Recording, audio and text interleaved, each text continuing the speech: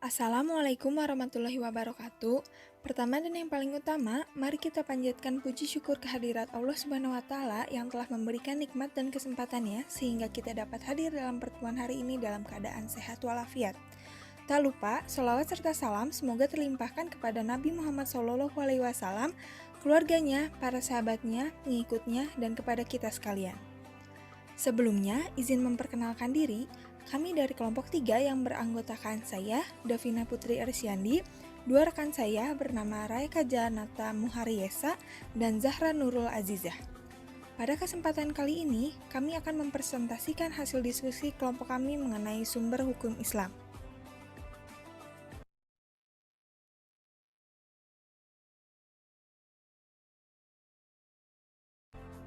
Apa itu hukum Islam? Hukum Islam atau syariat Islam adalah sistem kaidah-kaidah yang didasarkan pada wahyu Allah Subhanahu wa Ta'ala dan sunnah Rasul mengenai tingkah laku mukallaf atau orang yang sudah dapat dibebani kewajiban yang diakui dan diyakini yang mengikat bagi semua pemeluknya. Hal ini mengacu pada apa yang telah dilakukan oleh Rasul untuk melaksanakannya secara total.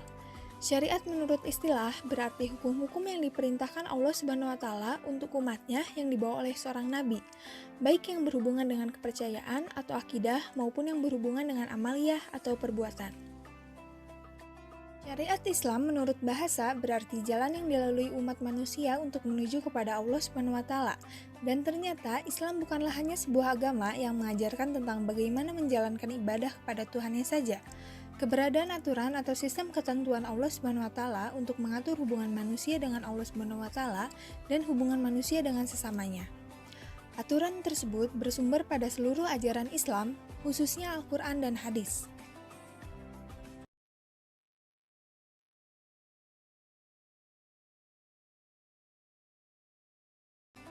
Jadi, dapat disimpulkan bahwa hukum Islam adalah syariat yang berarti aturan yang ditetapkan oleh Allah Subhanahu wa Ta'ala untuk umatnya yang dibawa oleh seorang Nabi Shallallahu alaihi wasallam, baik hukum yang berhubungan dengan kepercayaan atau akidah maupun hukum-hukum yang berhubungan dengan amaliyah atau perbuatan yang dilakukan oleh semua umat muslim.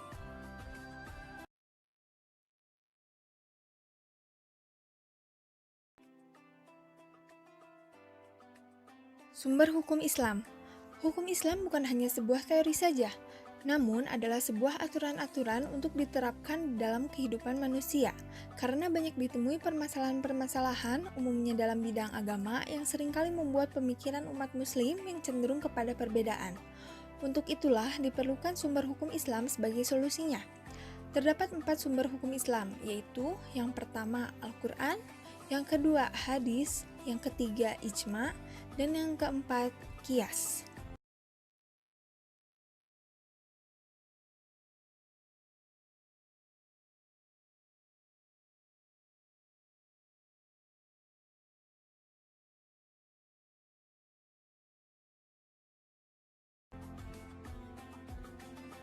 Sumber hukum Islam yang pertama ada Al-Quran.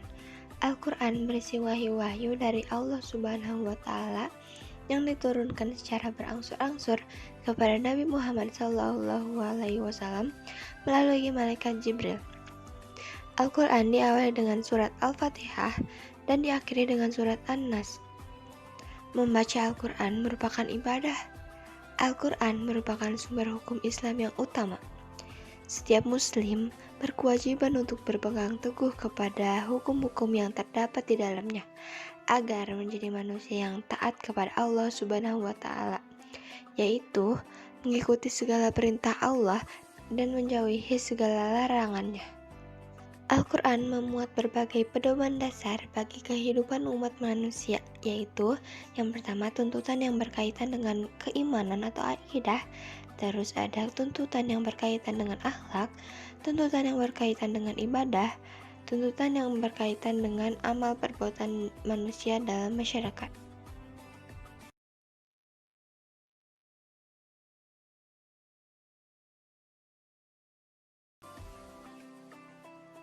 Dan isi kandungan Al-Quran yaitu ada segi kuantitas dan segi kualitas.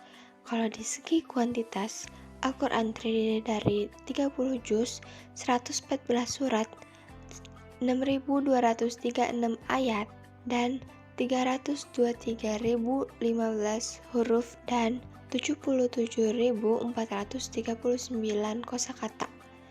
Yang kedua, ada segi kualitas. Isi pokok Al-Quran ditinjau dari segi hukum terbagi menjadi 3 bagian, yaitu hukum yang berkaitan dengan ibadah, hukum yang berkaitan dengan amaliyah, dan yang terakhir hukum yang berkaitan dengan akhlak. Dalam surat Al-Isra ayat 88, Allah berfirman, "Katakanlah, sesungguhnya jika manusia dan jin berkumpul untuk membuat yang serupa dengan Al-Quran ini, mereka tidak akan dapat membuat yang serupa dengannya, sekalipun mereka saling membantu satu sama lain."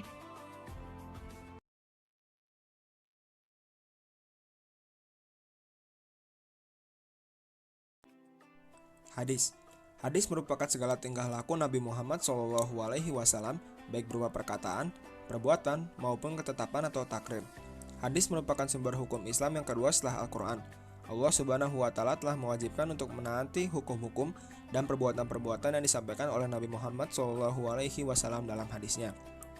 Hal ini sejalan dengan firman Allah Subhanahu wa Ta'ala dalam Quran surat Al-Hasr ayat 7 yang artinya, "Apa yang diberikan Rasul kepadamu maka terimalah dia, dan apa yang dilarangnya bagimu maka tinggalkanlah."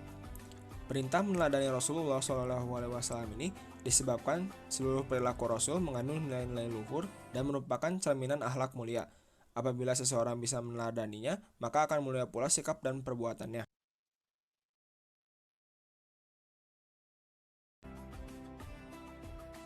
Hadis memiliki dua fungsi sebagai berikut. Yang pertama, memperkuat hukum-hukum yang telah ditentukan oleh Al-Quran, sehingga keduanya, Al-Quran dan hadis, menjadi sumber hukum untuk satu hal yang sama. Yang kedua, memberikan rincian dan penjelasan terhadap ayat Al-Quran yang masih bersifat umum. Misalnya, ayat Al-Quran yang memerintahkan sholat, membayar zakat, dan menunaikan ibadah haji. Semuanya bersifat garis besar, seperti tidak menjelaskan jumlah rakaat dan bagaimana cara melaksanakan sholat, tidak merinci batas mulai wajib zakat, dan tidak menjelaskan cara-cara melaksanakan haji. Rincian tersebut telah dijelaskan oleh Rasulullah SAW dalam hadisnya.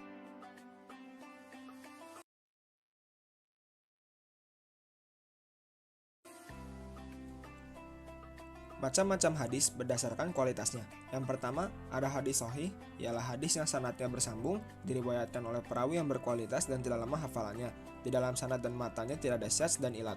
Yang kedua, hadis hasan. Hampir sama dengan hadis sahih, yaitu hadis yang rangkaian sanadnya bersambung, diriwayatkan oleh perawi yang adil dan dobit, tidak terdapat syadz dan ilah. Perbedaan dari kedua jenis hadis ini adalah kualitas hafalan perawi hadis hasan tidak sekuat hadis sahih. Yang ketiga ada hadis dhaif, ialah hadis yang tidak memenuhi persyaratan hadis sahih dan hadis hasan. Hadis dhaif juga seringkali disebut sebagai hadis yang lemah.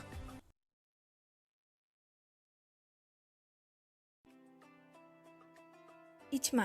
Ijma adalah kesepakatan seluruh ulama mujtahid pada satu masa setelah zaman Rasulullah atas sebuah perkara dalam agama.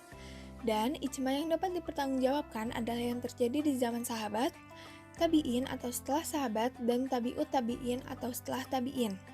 Karena setelah zaman mereka, para ulama telah berpencar dan jumlahnya banyak, dan perselisihan semakin banyak, sehingga tak dapat dipastikan bahwa semua ulama telah bersepakat. Syarat ijma. Berdasarkan definisi di atas, dapatlah disebutkan syarat-syarat sebuah ijma itu dapat disahkan dan berlaku. Terdapat 4 syarat, yaitu yang pertama, terjadinya kesepakatan. Yang kedua, kesepakatan seluruh ulama Islam. Yang ketiga, waktu kesepakatan setelah zaman Rasulullah, meskipun hanya sebentar saja kesepakatan terjadi. Dan yang terakhir, yang disepakati adalah perkara agama. Bila seluruh perkara di atas terpenuhi, maka ia menjadi ijma yang tak boleh diselisihi setelahnya, dan menjadi landasan hukum dalam Islam.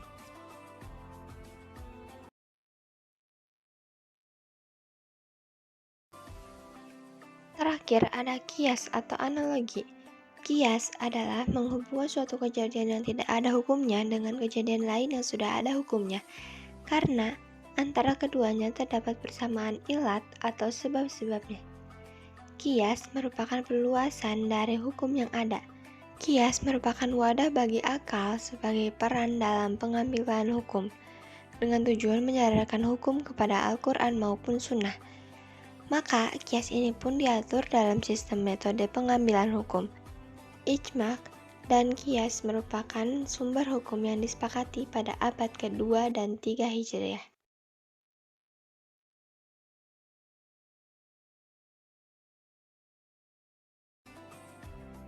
Rukun kias ada 4, yaitu dasar atau dalil, masalah yang akan dikiaskan, hukum yang terdapat pada dalil, dan yang terakhir, kesamaan sebab atau akibat antara dalil dan masalah yang akan dikiaskan.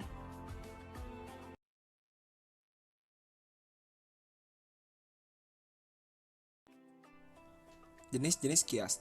Ulama usul diantaranya Al-Midi dan Asy-Syaukani mengemukakan bahwa kias terbagi kepada beberapa segi, antara lain dilihat dari segi kekuatan ilat yang terdapat pada furu. Yang pertama, kias aulawi, yaitu kias yang ilatnya mewajibkan adanya hukum, dan hukum yang disamakan atau cabang mempunyai kekuatan hukum yang lebih utama dari tempat menyamakannya atau asal. Misalnya berkata kepada kedua orang tua dengan mengatakan buset, atau kata-kata lain yang menyakitkan maka hukumnya haram. Sesuai dengan firman Allah dalam Quran Surat Al-Isra ayat 23 yang artinya, maka sekali-kali janganlah kamu mengatakan kepada keduanya perkataan A. Maka mengkiaskan berkata buset dan sebagainya, bahkan dengan memukul itu hukumnya lebih utama. Dengan demikian berkata saja tidak boleh, apalagi memukulnya, karena memukul tentu lebih menyakitkan. Yang kedua, kias musawi, yaitu kias yang ilatnya mewajibkan adanya hukum yang sama antara hukum yang ada pada asal dan hukum yang ada pada furu atau cabang. Contohnya, keharaman memakan harta anak yatim sesuai dengan firman Allah dalam Quran Surat An-Nisa ayat 10 yang artinya, sesungguhnya orang-orang yang memakan harta anak yatim secara aniaya, maka sesungguhnya mereka itu menelan api neraka ke dalam perutnya dan mereka akan masuk ke dalam api neraka yang menyala-nyala.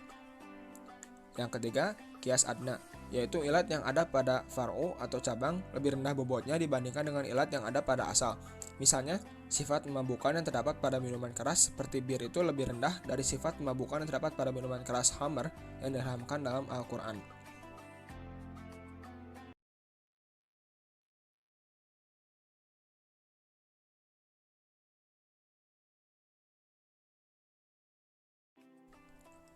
Dilihat dari segi kejelasan ilat hukum. Yang pertama, kias jali, yaitu kias yang ilatnya ditegaskan oleh nas bersamaan dengan penetapan hukum asal, atau ilatnya itu tidak ditegaskan oleh nas, tetapi dapat dipastikan bahwa tidak ada pengaruh dari perbedaan antara asal dan furu. Contohnya dalam kasus dibolehkannya bagi musafir laki-laki dan perempuan untuk mengqashar sholat ketika perjalanan, sekalipun di antara keduanya terdapat perbedaan kelamin. Tetapi perbedaan ini tidak mempengaruhi terhadap kebolehan wanita mengqashar sholat. Ilatnya adalah sama-sama dalam perjalanan. Yang kedua, kias khafi, yaitu kias yang ilatnya tidak disebutkan dalam nas. Contohnya, mengkiaskan pembunuhan dengan menggunakan benda berat kepada pembunuhan dengan menggunakan benda tajam dalam pemberlakuan hukum kias, karena ilatnya sama-sama yaitu pembunuhan yang dilakukan dengan sengaja.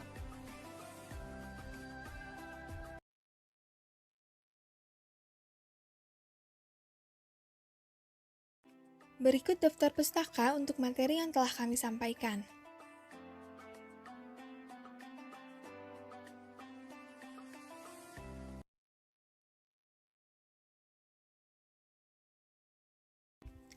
Demikian materi yang dapat kelompok kami sampaikan.